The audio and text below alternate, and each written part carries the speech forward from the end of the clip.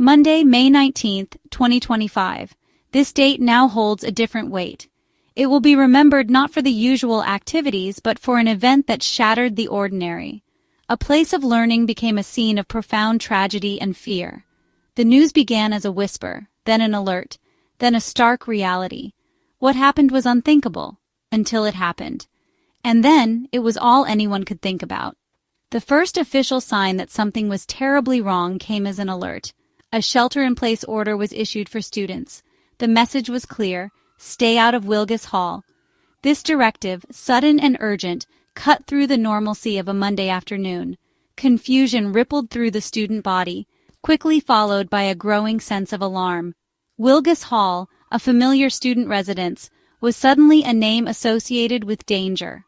Authorities were quick to describe the event as a targeted and isolated incident between two individuals.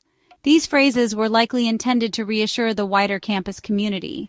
Yet, for many, such words may have only deepened the mystery. The immediate danger was relatively brief. The shelter-in-place order was lifted later that afternoon, but the shadow of what had happened lingered, long and dark. Wilgus Hall. Before Monday, May 19, 2025, it was just another building on the UW-Platteville campus, a student residence facility, home to approximately 230 students. It was a place of beginnings, of friendships forged, of academic lives taking shape. Now, Wilgus Hall is a name that evokes a different set of images, a different set of emotions. It has become the locus of disbelief, the physical center of a tragedy that has shaken the university to its core. The ordinary functions of the building, sleeping, studying, socializing, were violently interrupted, replaced by the stark procedures of a crime scene investigation. The incident occurred around 4 p.m. This specific time, mid-afternoon on a weekday, underscores the suddenness of the rupture. Sirens replaced the sounds of students chatting, emergency alerts replaced routine announcements. The mundane passage of time was violently arrested, and a new, terrible timeline began to unfold for those in and around Wilgus Hall. Witness accounts began to paint a fragmented, terrifying picture of what transpired inside. Amanda Sawatsky, a UW-Platteville criminal justice major, reported hearing a fight, then a gunshot.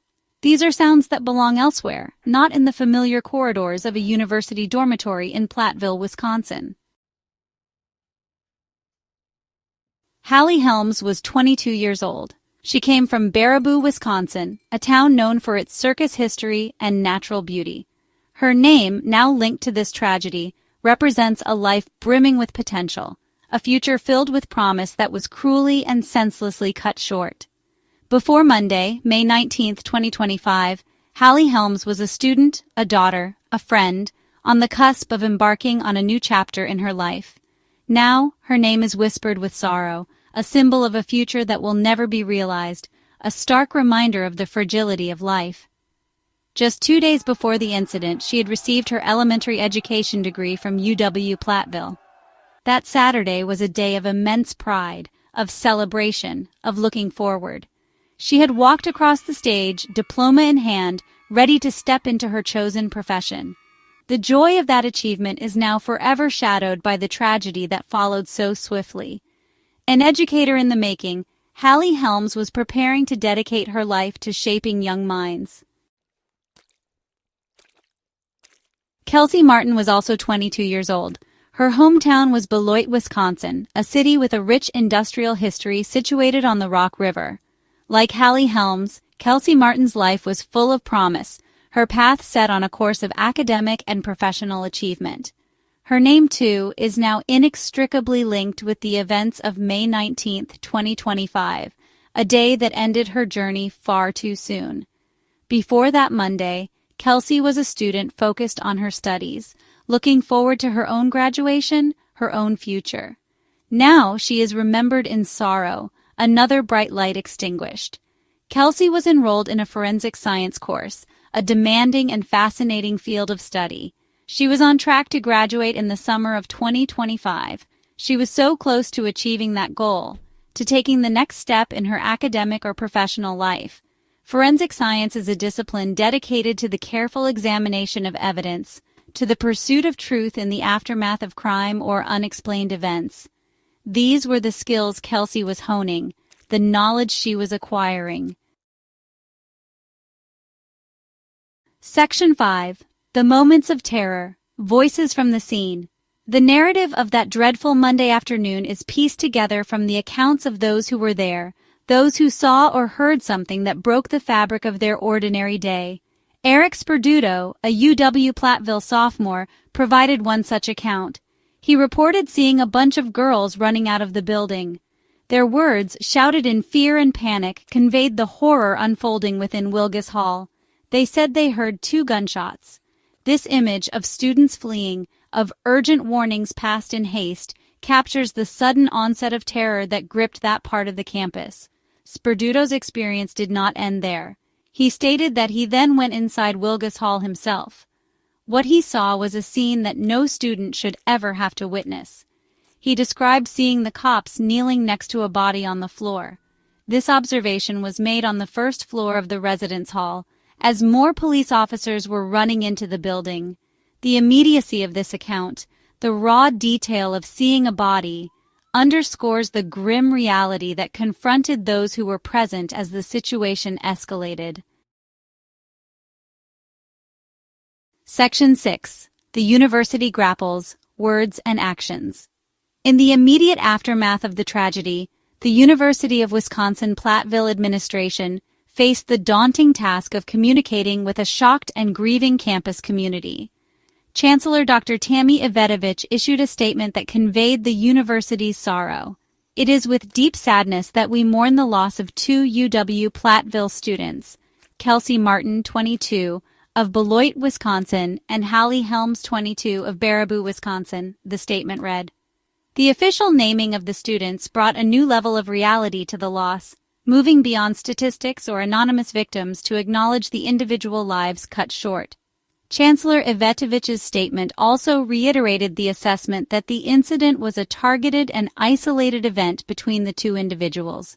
This phrase, consistently used by officials, aimed to address the immediate safety concerns of the broader student population. The implication was that there was no ongoing threat to others on campus. While this information might have provided a small measure of reassurance regarding physical safety, the emotional and psychological impact of such a violent event on a close-knit campus community could not be so easily contained or isolated. The loss itself was a wound inflicted on the entire university. Section 7. A Campus Shaken, the Ripple Effect. Although the campus of UW-Platteville remained open, it was profoundly changed. The atmosphere was heavy with sorrow, disbelief, and anxiety. The shockwave spread far beyond Wilgus Hall, touching every corner of the university.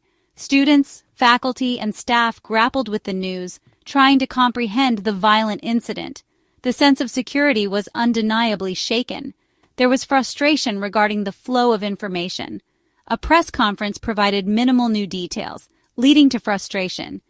This highlighted the deep need for answers and understanding.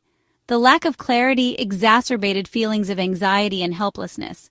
The emotional distress among students was significant and widespread. Fear led some students to seek temporary housing away from campus.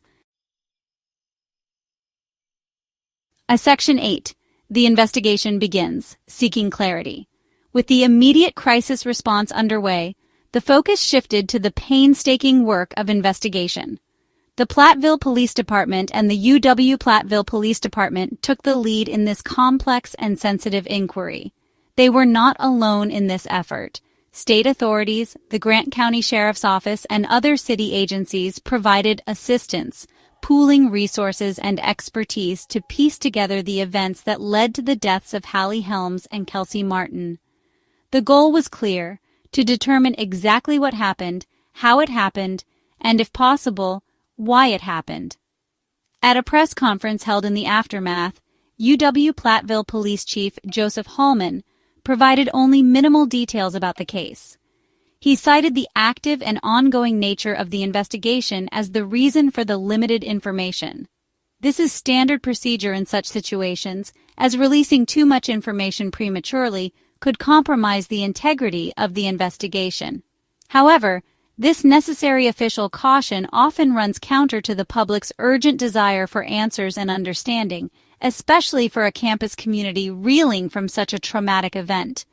The wait for clarity can be agonizing. Section 9, Beyond the Yellow Tape, a community's response and the unanswered why. The tragedy at UW-Platteville touched the wider community of Platteville and beyond. Rolling Hills Church hosted a prayer service, providing a space for everyone to share their grief and offer comfort. Amanda Sawatsky, who heard the initial fight and gunshot, described the surreal nature of the events. From commencement on Saturday to a school shooting on Monday, it's surreal, she told the Milwaukee Journal-Sentinel. Her words captured the jarring shift from celebration to mourning, highlighting the fragility of peace. At the heart of this tragedy are the families of Hallie, Helms, and Kelsie Martin.